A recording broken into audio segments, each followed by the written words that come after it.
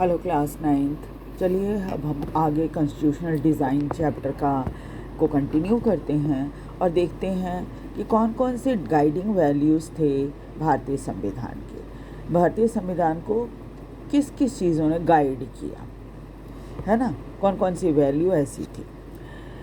In this book we shall study the exact provision of the constitution on different subject. इस किताब में हम जो क्या प्रोविज़न संविधान में दिया गया है अलग अलग टॉपिक्स या सब्जेक्ट्स के ऊपर, उसके बारे में भी जानेंगे। At this stage let us begin by understanding the overall philosophy of what our constitution is all about। तो सबसे पहले हम स्टार्ट करते हैं इस बात को समझने में कि ओवरऑल फिलॉसफी या दर्शन जो है, विचारधारा, वो क्या है। We can do this in two ways. इसे हम दो तरह से कर सकते हैं। We can understand it by reading the views of some of the major leaders on our constitution. एक तो तरीका इसे समझने का ये है कि हम जो बड़े लीडर्स हैं उनका क्या विचार था संविधान के ऊपर, उससे भी हम समझ सकते हैं। But it is equally important to read what the constitution says about own philosophy. लेकिन बड़े लोगों के विचारों को पढ़ने के साथ साथ, बड़े बड़े लीडर्स के या नेताओं के विचार को पढ़ने के साथ साथ ये भी बहुत ज़रूरी है कि हम संविधान की जो ये है, क्या कहते हैं, संविधान अपने बारे में खुद क्या बोलता है, उसका अपने बारे में, इसको पहले हम खुद पढ़ें। This is what the preamble in the constitution does. तो इसको जानने के लिए हमें क्या करना पड़ेगा, प्रीएम्बल को पढ़ना पड़ेगा। संविधान का जो प्रीएम्बल है उसको पढ़ना पड़ेगा। तो अब प्रीएम्बल का क्या मतलब होता है? प्रीएम्बल का मतलब होता है प्रस्तावना, है ना। तो संविधान की प्रस्तावना में क्या कहा गया है ये हम देखेंगे। Let us turn to these one by one. एक एक करके हम देखेंगे कि क्या है ये। Some of you may have dream and the promise. जो सपना था वो और जो वादे थे वो। Some of you may have noticed name missing from the sketches of makers of the constitution। जैसे आप देखिए, मेकर्स ऑफ द कॉन्स्टिट्यूशन में कल भी मैंने आपको ये दिखाई थी। ये सभी के सभी क्या हैं, मेकर्स ऑफ द कॉन्स्टिट्यूशन हैं। इसके पहले वाले पेज में भी आप कई लीडर्स की फ़ोटो देखेंगे। ये सब के सब संविधान बनाने में प्रमुख योगदान इनका रहा है। तब आप ये कहेंगे कुछ नाम तो मिसिंग है, जैसे उसमें महात्मा गांधी का नाम नहीं है। He was not the member of the constituent assembly. ऐसा इसलिए है कि महात्मा गांधी जो थे वो कॉन्स्टिट्यूएंट असेंबली के मेंबर नहीं थे।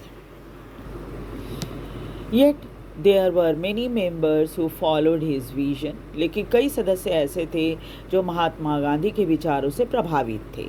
Years ago writing in the magazine young India in 1931, he had spelled out what he wanted the constitution to do।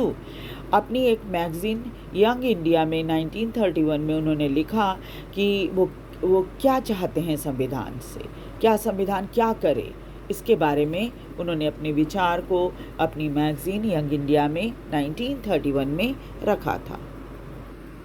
तो ये हैं गांधी जी के विचार जो कि उन्होंने यंग इंडिया में लिखा था। मैं लाइन बाय लाइन मीनिंग तो इसकी नहीं बता रही, बस आपको समझा दे रही हूँ कि पूरे पैराग्राफ की मीनिंग कि वो क्या बताना चाह रहे हैं। वो कह रहे हैं कि कोई भारतीय संविधान से हम ये उम्मीद करेंगे कि वो भारत को किसी संरक्षक के अंदर न रखे और ऐसा काम करे जिसे सभी देश के लोग जो हैं वो सबको बोलने का अधिकार मिले, सबकी आवाज़ में आवाज़ सुनी जाए, और साथ ही साथ क्या है, हाई क्लास और लो क्लास का फ़र्क ना हो, और साथ ही साथ बिल्कुल ही एक सभी धर्म जाति संप्रदाय के लोग मिलजुल कर रहें। And India in the curse of untouchability, और देश से जो है अनटचेबिलिटी वो ख़त्म कर दिया जाए, और लोग जो इंटॉक्सिकेटिंग ड्रिंक यानी जो शराब और ड्रग्स लेते हैं वो सब ख़त्म हो जाए, महिलाओं को भी पुरुषों के समान अधिकार मिला जाए, और बस इतने से ही मैं सेटिस्फाइड हो जाऊंगा। ये गांधी जी का विचार था जो उन्होंने यंग इंडिया में लिखा था। This dream of an India that has eliminated inequality, shared by Dr. Ambedkar, who played a key role in making of the Constitution, but he had a different understanding of how inequality could be removed.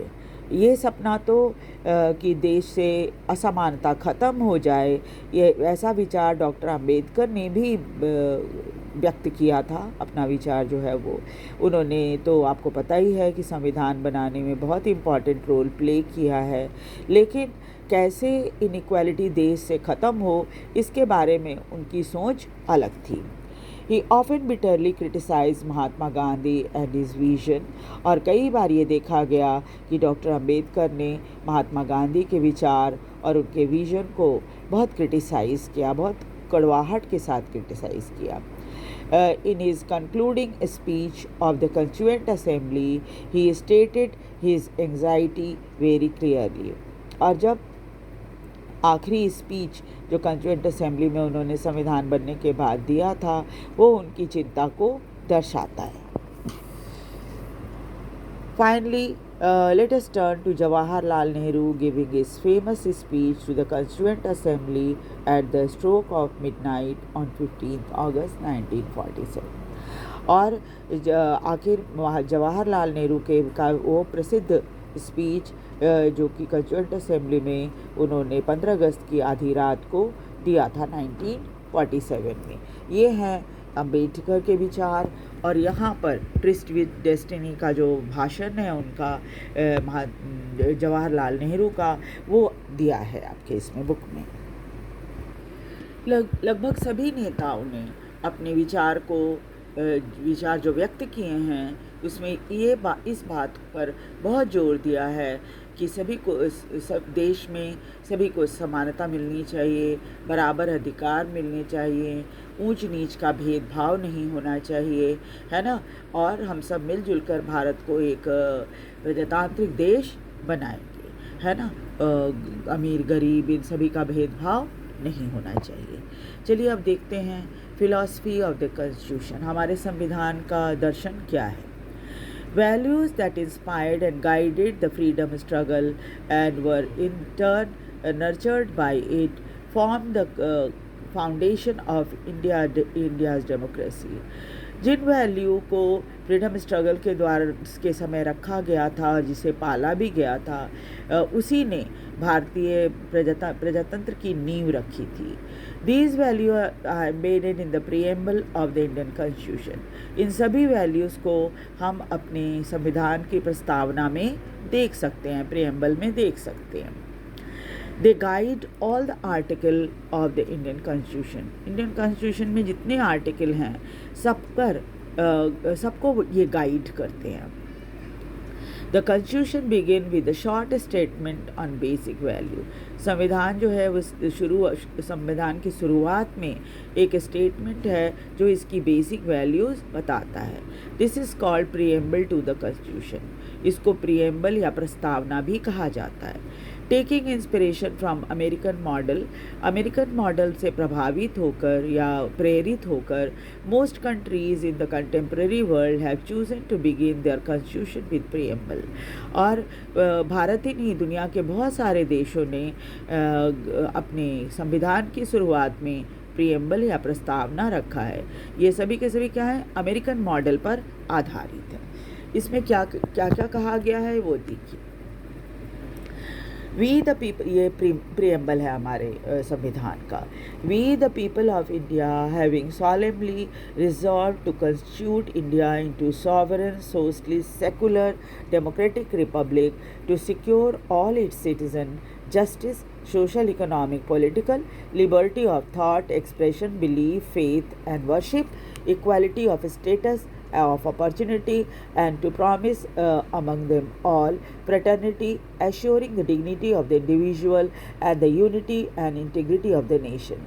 In our Constituent Assembly, the 26th day of November 1949, do hereby adopt, enact and give to ourselves this Constitution. ठीक है, ये preamble है हमारे संविधान का, और इसको पढ़ के आपको पता ही चल जाएगा, समझ में ही आ जाएगा ये सब चीज़ कि क्या क्या चीज़ें हमें संविधान ने दी। हमें जस्टिस दी है, हमें लिबर्टी दी है, इक्वालिटी दी है, फ्रेटर्निटी दी है, सबके साथ मिलजुल कर रहने की प्रेरणा दी है ताकि देश एक मजबूत नेशन बन सके। Let us read the preamble of our constitution very carefully and understand the meaning of each keyword. इसके keyword कौन कौन से हैं? We the people of India, फिर sovereign, socialist, secular, democratic, republic, justice, liberty, equality and fraternity, इन सब के बारे में बात की गई है इस प्रीएम्बल में। The preamble of the constitution reads like a poem on democracy, ये कविता की तरह दिखता है जो प्रजातंत्र के ऊपर लिखा गया है। It contain the philosophy on which the entire constitution have been built, ये सभी के सब पूरा का पूरा जो प्रस्तावना है ये दिखाता है इसी के बेस पर हमारा संविधान लिखा गया है। It provide a standard to examine evaluate any law and action of government, ये हमें ये मौका देता है कि आप जब चाहे तब इसको एग्जामिन कर सकते हैं, इवेल्युएट भी कर सकते हैं। कोई भी कानून जब बनता है, कोई सरकार कोई एक्शन लेती है to find out whether it is good and bad, ताकि आप ये जान सको कि क्या सही है क्या गलत है। It is the soul of the Indian constitution, इसलिए प्रीएम्बल को भारतीय संविधान की आत्मा कहा गया है। अब हम देखेंगे लास्ट पार्ट चैप्टर का, ये है institutional design. A constitution is not merely an statement of value and philosophy, संविधान जो है सिर्फ एक स्टेटमेंट नहीं है किसी वैल्यू का और फिलॉसफी का। As we noted above, the Constitution is mainly about embodying these values into institutional arrangement. जो कुछ भी संविधान में लिखा गया है उसको इंस्टीट्यूशनल अरेंजमेंट में लागू भी किया गया है। Much of the document called Constitution of India is about these arrangement. इस अरेंजमेंट जो कॉन्स्टिट्यूशन में जिस डॉक्यूमेंट को हम कॉन्स्टिट्यूशन कह रहे हैं उसमें इन सभी अरेंजमेंट के बारे में कहा गया है। It is a very long and detailed document, ये एक बहुत बड़ा और बहुत ही डिटेल डॉक्यूमेंट है, बहुत सारी बातें इसमें कही गई है। Therefore it need to be amended quite regularly to keep it updated. अब चूँकि ये बहुत लंबा चौड़ा है, बहुत सारी बातें इसमें लिखी गई हैं, तो क्या होता है समय अनुसार इसमें थोड़ा थोड़ा बदलाव होता रहता है। अमेंड करना मतलब बदलाव लाना। Those who crafted the Indian Constitution felt that it has to be in accordance with people's aspiration and change in society. और जिन्होंने इस संविधान को बनाया उन्होंने भी इस बात को अनुभव किया था कि समय के अनुसार लोगों की ज़रूरत और समाज के बदलाव के अनुरूप इस संविधान में भी बदलाव होना चाहिए।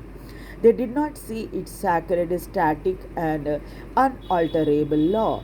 और उन्होंने कभी भी संविधान को ऐसा नहीं देखा कि इतना पवित्र है और इतना स्टैटिक है। स्टैटिक मतलब जिसमें कुछ भी चेंज आप ना कर सको, बदलाव नहीं किया जा सके, है ना। एंड अनअल्टरेबल यानी कि ऐसा कानून नहीं है जिसको आप बदल ना सको, ठीक है।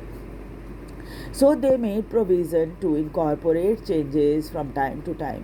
इसलिए उसमें कुछ ऐसे प्रोविज़न दिए गए हैं कि समय अनुसार आप इसमें चेंज कर सको।